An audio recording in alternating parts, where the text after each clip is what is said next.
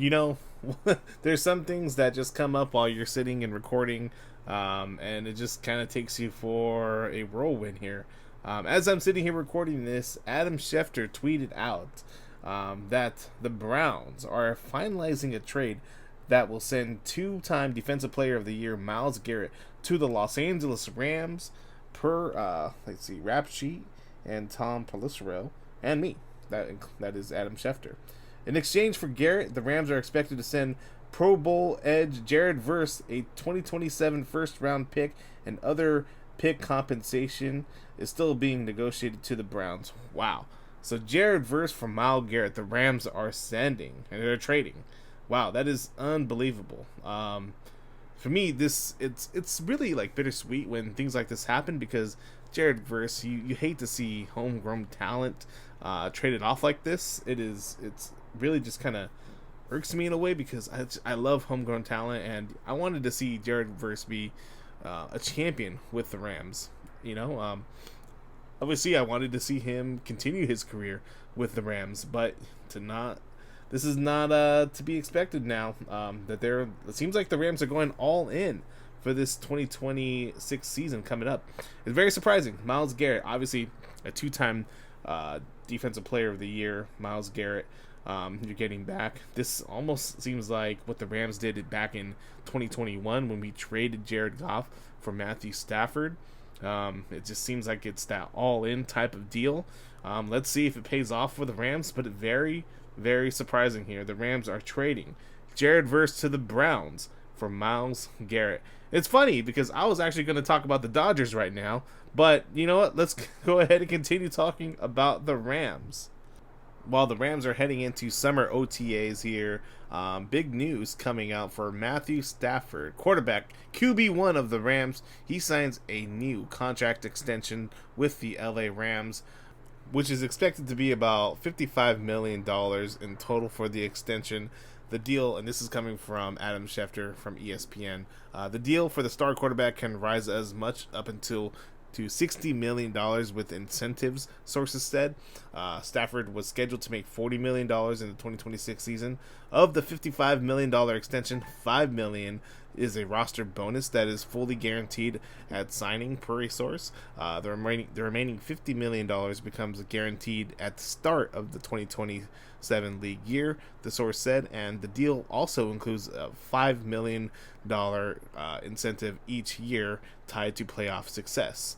And so Stafford, he's now tied to the Rams for at least 2 more seasons coming up, but this is all in part, I believe this is all a part of the succession plan for Ty Simpson. Now, he's going to be continuously being under Matthew Stafford's wing. Stafford's going to be QB1 this year. But going forward, if he continues to play very, very well, Ty Simpson can possibly redshirt it again for another year. But this is all part of the succession plan, I think, that the Rams have going forward for the franchise. Stafford is coming off an MVP year. He is literally the MVP, so why would you want to get rid of the guy so soon? The guy still has a lot to contribute, a lot of good football still left, and so you lock him up for the next 2 years, have Ty Simpson waiting. This is the succession plan that the Rams want, and if all things go to plan here, obviously Ty Simpson can learn a lot of things under Matthew Stafford, just watching from the sidelines, and if anything were to happen to Stafford during the season, you have somebody that has been sitting there now under the learning tree. So we talked about this before, but last March, a woman in Los Angeles had filed a civil lawsuit against Puka Nacua, alleging that the Rams wide receiver made an unprovoked anti-Semitic statement and later bit her on the shoulder.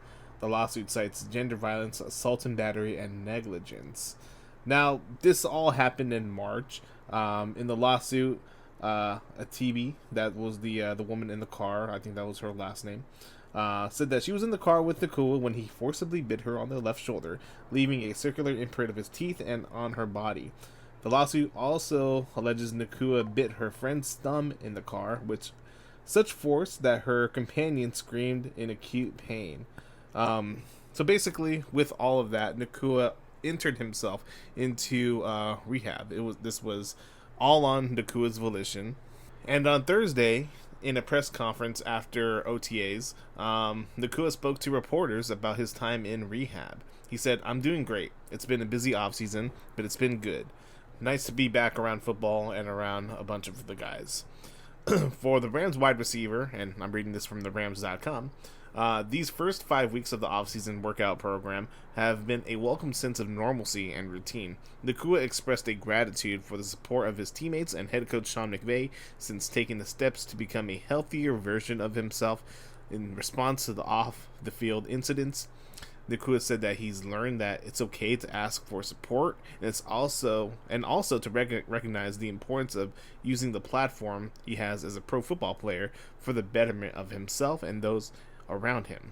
"I've been really grateful for the support from the organization," said Nakua, "especially my teammates, to people reaching out at different times of the offseason, just one, checking out how I'm doing, see how my family's doing with my son growing up as he is," Nakua said. "So I'm just really grateful for the people around me and this organization." Nakua also said asking for help was a little bit of a big hurdle, pointing to coming from a big family and the next play mentality that comes with immediately moving on from mistakes when he's playing sports. But he attributed it to doing so, recognizing for himself because of where he is at and the encouragement from some other people in his inner circle. There's some more said about, his time here in rehab, but most importantly, it's really good that Puka Nakua has taken the time this past offseason to recognize the importance of getting himself right. I mean, that's a horrible, horrible incident there. The anti-Semitic remark and, physically assaulting somebody like that, not good. Not good. And it took a lot of people by surprise of this coming from Puka Nakua himself. And so it's good that he's recognized that he needed the help and getting his mental health on point and accepting help. That's the biggest part of it. And so props to Puka Nakua. Hopefully nothing like this ever happens again in his life. Not only his career, but his life. And so hopefully he's able to just steer the ship correctly, and hopefully it's another great season for him. I mean, the guy has been on the trajectory, on the rise for quite some time.